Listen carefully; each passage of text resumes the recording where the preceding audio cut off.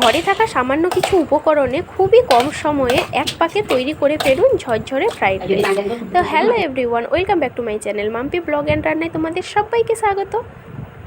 তো এখানে আমি ফ্রাইড রাইসের জন্য কিন্তু বাসমতি রাইস নিইনি, এখানে আমি নিয়েছি বাড়িতেই যেই রাইসটা রান্না করা হয় মানে জিরা রাইস, ওই জিরা কাঠি চালের আজকে আমি এই ফ্রাইড রাইসটা তৈরি করছি। তো তারই জন্য চালটাকে পরিষ্কার করে ভালোভাবে ধুয়ে রেখেছি, আর এখানে হাঁড়িতে জল বসিয়ে দিয়েছি তেজপাতা, গোটা গরম মশলা, লবণ, একটু সাদা তেল আর দিয়ে দিলাম একটু লেবু।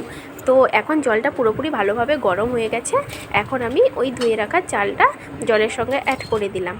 আর আচ্ছা, থালাটা দেখে কেমন মনে হচ্ছে তোমরা বলো তো? আমার তো মনে হচ্ছে পুরো জাতীয় পতাকার কালার, কারণ তখন তো ভিডিও করার চক্করে এতটা বুঝতে পারিনি, এখন এডিট করতে করতে মনে হচ্ছে পুরো জাতীয় পতাকার কালার একদম মিশে গেছে। তো যাই হোক, এখন ওই যে পনিরটা কেটে রেখেছিলাম তরকারি হবে, আর কিশমিশটা তো ভেজানো আছে ফ্রাইড রাইসে পড়বে, আর এটা হবে ফ্রুট চাটনি।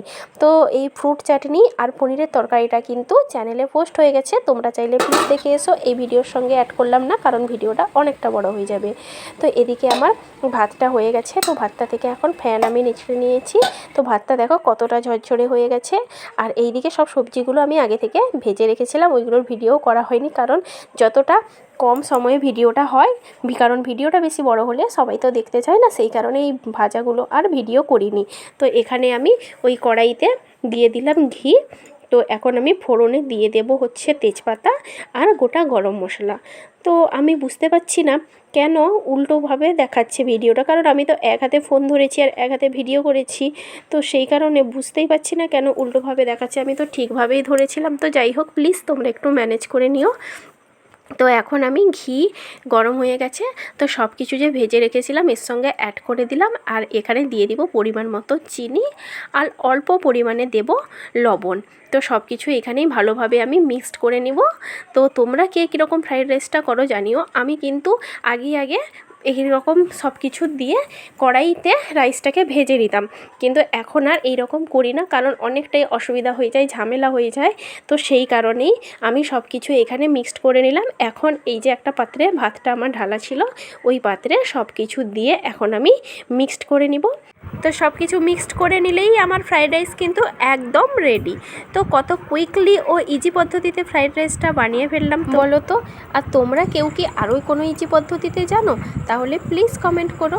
আর দেখো দেখতে কতটা সুন্দর হয়েছে, দেখতে যতটা সুন্দর হয়েছে খেতেও কিন্তু ততটাই সুন্দর হয়েছিল। বিশ্বাস না হলে তোমরা একবার বাড়িতে ট্রাই করে দেখো।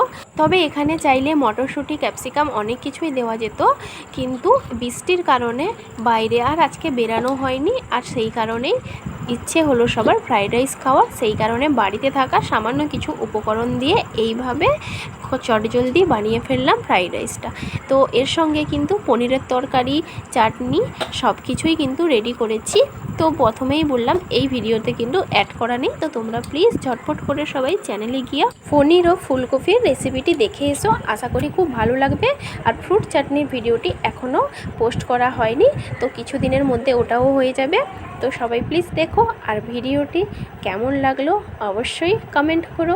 ভিডিওটি যদি ভালো লেগে থাকে প্লিজ একটা লাইক, শেয়ার আর সাবস্ক্রাইব করে আমার পাশে দেখো, আর পাশে থাকা বেল বাটনটি প্রেস করো, তাহলে নতুন কিছু ভিডিও ছাড়ার সঙ্গে সঙ্গে তোমাদের কাছে নোটিফিকেশান চলে যাবে।